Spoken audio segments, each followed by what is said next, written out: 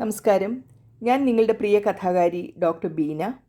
എൻ്റെ സഞ്ചാര കാഴ്ചകൾ എന്ന യാത്രാ വിവരണമാണ് നിങ്ങൾ പരിചയപ്പെട്ടുകൊണ്ടിരിക്കുന്നത്.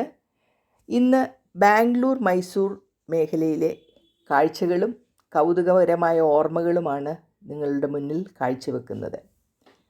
ഞങ്ങളുടെ 4 മക്കളും എൻജിനീയറിംഗ് കഴിഞ്ഞ് IT മേഖലയിലും എൻജിനീയറിംഗ് കോളേജിലുമൊക്കെയായി അവിടെ ബാംഗ്ലൂരിലാണ് ആദ്യം താമസിച്ചിരുന്നത്. അതുകൊണ്ട് ഇടയ്ക്കിടയ്ക്ക് ഞങ്ങൾ ബാംഗ്ലൂർ പോകുക പതിവായിരുന്നു. അങ്ങനെ പോയിരുന്ന സമയത്ത് ബാംഗ്ലൂരിൽ ഒട്ടുമിക്ക സ്ഥലങ്ങളിലും ഞങ്ങൾക്ക് പോകുവാൻ സാധിച്ചു. ഞങ്ങൾ പോയി കണ്ടിട്ടുള്ള സ്ഥലങ്ങളെക്കുറിച്ച് വിവരിക്കാം. ബാംഗ്ലൂർ പാലസ് ബ്രിട്ടീഷ് രാജവംശത്തിൻ്റെ തനി സ്റ്റൈലിലുള്ള ഒരു രാജഭവനമാണിത്. ഗംഭീരമായ ഫർണിച്ചറുകൾ, സ്റ്റെയിൻഡ് ഗ്ലാസ് വിൻഡോകൾ എന്നിവ ഇവിടുത്തെ പ്രത്യേകതകളാണ്. ഇടതൂർന്ന് നിൽക്കുന്ന വൃക്ഷങ്ങൾ, ചുറ്റുമുള്ള അതിൻ്റെ പരിസരം അതിമനോഹരമാണ്. ചരിത്രപരമായ ഒരു പ്രതീകവും ഭംഗിയുള്ള ആർക്കിടെക്ചർ വൈദഗ്ധ്യവും ഇവിടെ കാണാൻ നമുക്ക് സാധിക്കും. ലാൽബാഗ് ബൊട്ടാണിക്കൽ ഗാർഡൻ 240 ഏക്കർ വിസ്തീർണത്തിലുള്ള വലിയൊരു പൂന്തോട്ടമാണിത്.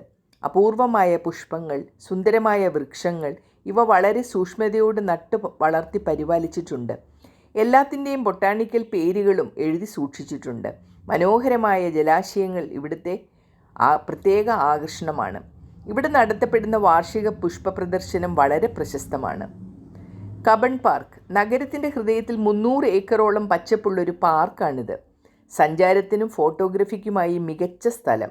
ശാന്തമായ വായുവും പ്രകൃതി ദൃശ്യങ്ങളും ഇവിടുത്തെ മനോഹാരിത വർദ്ധിപ്പിക്കുന്നു. ഇസ്കോൺ ക്ഷേത്രം ഭക്തിസാന്ദ്രമായ ഒരു ക്ഷേത്രമാണിത്. അതിമനോഹരമായ ആർക്കിടെക്ചർ ഇവിടുത്തെ പ്രാധാന്യം വർദ്ധിപ്പിക്കുന്നു. വളരെ ശാന്തവും ആത്മീയവുമായ അന്തരീക്ഷം ഇവിടെ ഏവർക്കും ലഭിക്കുന്നു. സദാ പ്രാർത്ഥന നിരതമായ ഒരു അന്തരീക്ഷം ഇവിടെ നമുക്ക് കാണാൻ കഴിയും. വിധാൻ സൗധ കർണാടക സർക്കാരിൻ്റെ സെക്രട്ടേറിയറ്റും ഭരണകേന്ദ്രവുമാണിത്. സഞ്ചാരികൾക്ക് കൃത്യമായി അകത്ത് പ്രവേശനമില്ല. ഇതിൻ്റെ അകവശം കാണാൻ എല്ലാവർക്കും സാധിക്കുകയില്ല. എങ്കിലും പുറം ഭാഗം നമുക്ക് കാണുവാൻ പറ്റും. ഇരുമ്പ് ശില്പകലയുടെ ഉദാഹരണമായ ഒരു കെട്ടിടം കൂടിയാണിത്. സെൻറ്റ് മേരീസ് ബസിലിക്ക നഗരത്തിലെ ഏറ്റവും പഴക്കം ചെന്ന ഒരു കത്തോലിക്ക പള്ളിയാണ്. ഫ്രഞ്ച് ഗോട്ടിക് ശൈലിയിലാണ് ഇതിൻ്റെ നിർമ്മിതി. മനസ്സിന് വിശുദ്ധിയും സംതൃപ്തിയും നൽകുന്ന ഒരു സ്ഥലം കൂടിയാണിത്.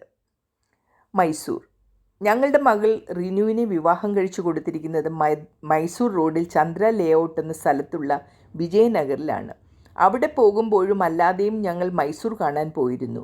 1-2 തവണ കുട്ടികളും കൂടെ വന്നിരുന്നു. വളരെ മനോഹരമായ ഈ സ്ഥലങ്ങൾ വിനോദസഞ്ചാരികൾക്ക് ഹൃദ്യമായി വിരുന്ന് ഒരുക്കുമെന്നതിൽ തർക്കമേയില്ല. കർണാടകയിലെ ചരിത്ര സമ്പന്നമായ രാജരാജ നഗരം ആണ് മൈസൂർ. പാരമ്പര്യവും കലയും പ്രകൃതിയും ഒരുമിച്ച് നിന്നിട്ടുള്ളൊരു നഗരം കൂടിയാണിത്. മൈസൂർ പാലസ് രാജവംശത്തിൻ്റെ പ്രസിദ്ധമായ രാജഭവനമാണ് മൈസൂർ പാലസ്. അഴകായ കനകപ്പടികൾ, മുറികളിലെ മനോഹരമായ വർണ്ണരചനകൾ എന്നിവ കൊണ്ട് പാലസിൻ്റെ ഓരോ കോണും ഹൃദയം കവരുന്നു. രാത്രി ലൈറ്റിങ്ങിൽ അത്ഭുതകരമായി ഇവിടം തെളിയും. ഇവിടുത്തെ കാഴ്ചകൾ കാണാൻ ദിവസവും ധാരാളം സന്ദർശകർ എത്തുന്നുണ്ട്.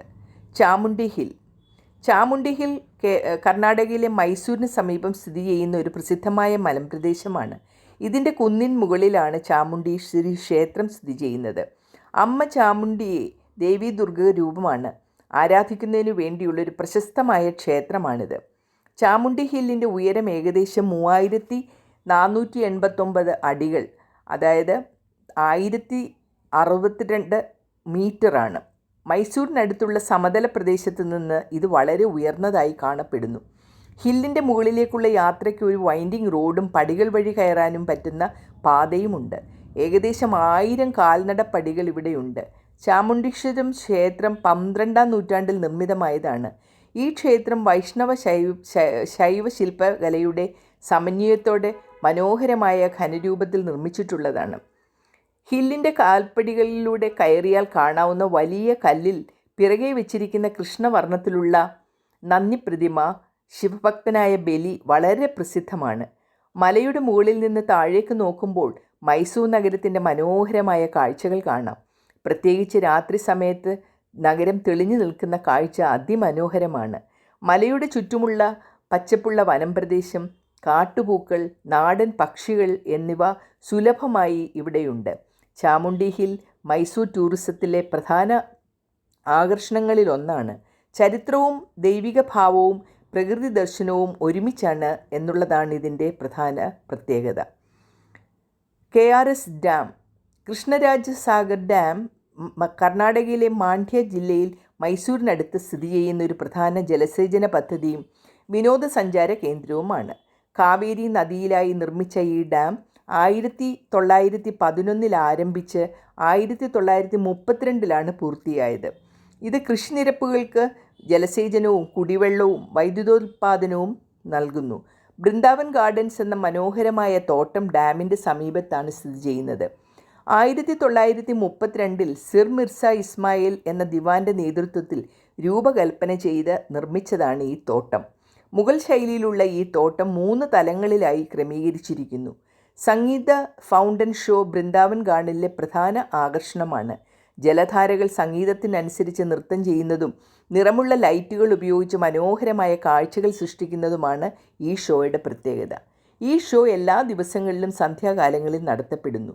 ബൃന്ദാവൻ ഗാർഡനിലെ സന്ദർശന സമയം രാവിലെ 6 മുതൽ രാത്രി 8 വരെയാണ്. സംഗീത ഫൗണ്ടൻ ഷോ സമയം വാരാന്ത്യങ്ങളിൽ 6:30 മുതൽ 8:30 വരെയും മറ്റു ദിവസങ്ങളിൽ 6:30 മുതൽ 7:30 വരെയുമാണ്. സന്ധ്യാകാലത്ത് സന്ദർശിക്കുകയാണ് ഏറ്റവും ഉത്തമം. കാരണം ലൈറ്റിങ്ങും ഫൗണ്ടൻ ഷോയും ആ സമയത്താണ്. Jaganmohan art gallery. മൈസൂർ രാജവംശത്തിൻ്റെ പഴയ ആർട്ട് പാലസാണിത്. ഇന്ത്യയിലെ പ്രശസ്ത കലാകാരന്മാരുടെ ചിത്രങ്ങളും പുരാവസ്തുക്കളും ഒക്കെ ഇവിടെ സൂക്ഷിച്ചിട്ടുണ്ട്. കലാസ്വാദകർക്ക് ഒരു സ്വർഗം തന്നെയാണിവിടം. മൈസൂർ സൂ. വളരെ പ്രശസ്തമായ ഒരു മൃഗശാലയാണിത്. നിരവധി വന്യജീവികളും പക്ഷികളും ഇവിടെ കാണാൻ സാധിക്കും. കുട്ടികൾക്കും കുടുംബങ്ങൾക്കും വിശദമായി ആസ്വദിക്കാൻ പറ്റിയ ഒരിടമാണ്. Saint Philomena's cathedral. ഗോതിക് ശൈലിയിൽ നിർമ്മിച്ച കത്തോലിക്ക പള്ളിയാണിത്. മനോഹരമായ വാസ്തുകലയുടെ ഉറവിടം കൂടിയാണിത്.